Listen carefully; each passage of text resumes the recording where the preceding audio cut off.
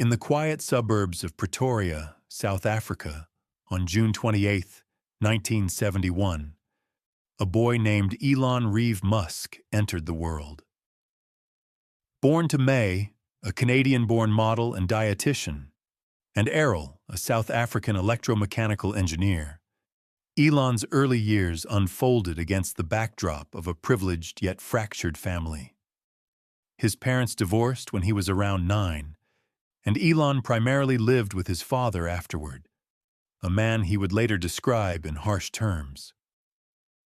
Despite the family's upper-middle-class status, with Errol's ventures in property and other pursuits, young Elon developed what he called a poverty mindset, a fierce determination to rely on himself, to see resources as scarce, and to build everything from the ground up. From the beginning, Elon was different.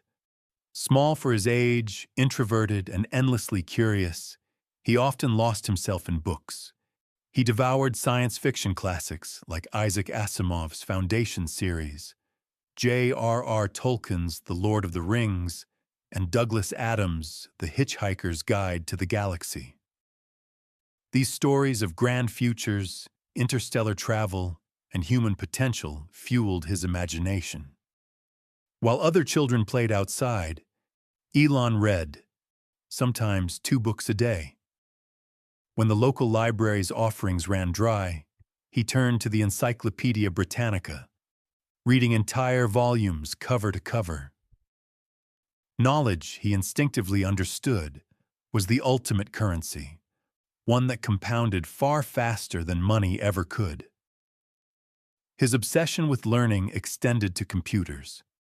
At age 10, he got his hands on a Commodore VIC-20, a basic home computer. With no formal instruction, he taught himself programming from the manual. By 12, he had created a simple space-themed video game called Blastar, complete with aliens and obstacles. He typed out the code, saved it to a floppy disk, and sold it to a South African computer magazine for $500. A small fortune for a kid, and his first taste of turning ideas into value.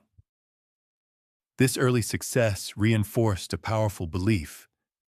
Being different, thinking in unconventional ways, was not a liability. It was an asset. But childhood in apartheid-era South Africa was far from idyllic. Elon attended schools like Waterkloof House Preparatory and Bryanston High, where he was often the youngest and smallest in his class. His social awkwardness, empathy didn't come naturally, and he had little instinct for ingratiating himself, made him a target. Bullies tormented him relentlessly. The worst incident came when a group of boys hunted him down, threw him down a concrete staircase, and beat him so severely that he ended up in the hospital. His face was unrecognizable. He required weeks of recovery, and the trauma lingered for years, even necessitating later surgeries. The pain built something unbreakable in him: resilience. Early discomfort, he would come to realize, forges the strength to endure greater challenges. After the divorce, life with his father grew strained, but Elon channeled his energy inward. He learned karate and judo to defend himself, and by his mid-teens, a growth spurt helped. Yet the real armor was intellectual. He immersed himself deeper in books, computers, and ideas about the future. Rockets, energy, artificial intelligence. School felt confining. Real learning happened alone.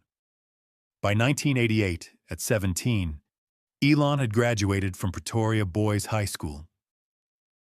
South Africa's mandatory military service loomed, a prospect he rejected outright, unwilling to support the apartheid regime through conscription. With his mother's Canadian roots, he applied for a Canadian passport, a strategic move that opened doors to North America. In June 1989, Armed with little more than a few $1,000s from his parents and a burning ambition, he boarded a plane for Canada. He arrived almost alone, connecting with distant relatives in Saskatchewan. The transition was stark. No more comfortable home in Pretoria's jacaranda-lined streets. Instead, Elon worked grueling odd jobs to survive. He labored on a cousin's wheat farm, tending vegetables and shoveling grain bins under the hot sun. Then came the job that tested him most: cleaning boilers in a lumber mill in Vancouver. For $18 an hour, good pay in 1989, he crawled into massive, sweltering boilers, scraping away soot and debris with no escape if something went wrong. The heat was intense, the work backbreaking, and the danger real. Yet he took it because it paid the most. These experiences drilled in the poverty mindset even deeper. Work hard, save every cent, and never assume comfort is guaranteed. In 1990, Elon enrolled at Queen's University in Kingston, Ontario. It was his first taste of structured higher education in a new country, a place where he began blending his self-taught knowledge with formal study. After 2 years, restless for more rigorous challenges, he transferred to the University of Pennsylvania in 1992. There, he pursued a dual path: a Bachelor of Science in Physics from the College of Arts and Sciences, and a Bachelor of Science in Economics from the Wharton School. The combination was deliberate: physics to understand the universe's fundamental rules, economics to master how resources and value flow in the world. At Penn, Elon excelled, but his mind was always racing ahead. He interned at a Silicon Valley energy storage startup and a video game company, soaking up the emerging tech scene. Late nights in the library or coding on his computer, he devoured knowledge across disciplines. He saw the internet's potential early, an invention that could reshape society faster than anything before. Knowledge compounds, he knew, and he was stacking it relentlessly. By 1995, as his degrees neared completion, formally awarded in 1997, Elon stood at a crossroads.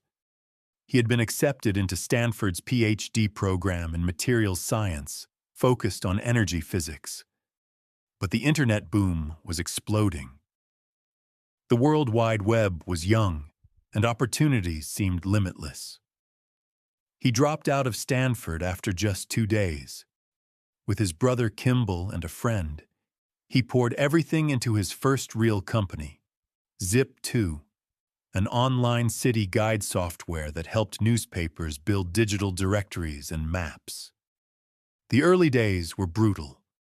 They worked from a tiny Palo Alto office, sleeping on futons, showering at the YMCA. Elon coded around the clock, building the product himself. To impress investors, he even constructed a fake supercomputer casing around a regular PC.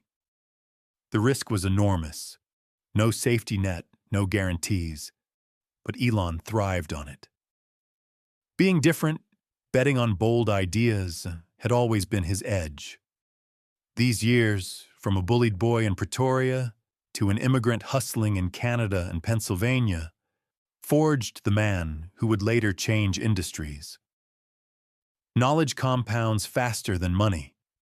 Elon learned this by devouring books and code when others played. Being different is an asset. His unconventional mind turned isolation into innovation. Early discomfort builds resilience. The beatings, the boiler rooms, the lonely nights taught him to endure anything. This is just the beginning of Elon Musk's extraordinary journey. The outsider had arrived in America, ready to take on the world. Watch episode 2 to see how this relentless drive turns a small startup into the foundation of a multi-billion-dollar empire. Word count, approximately 2,500.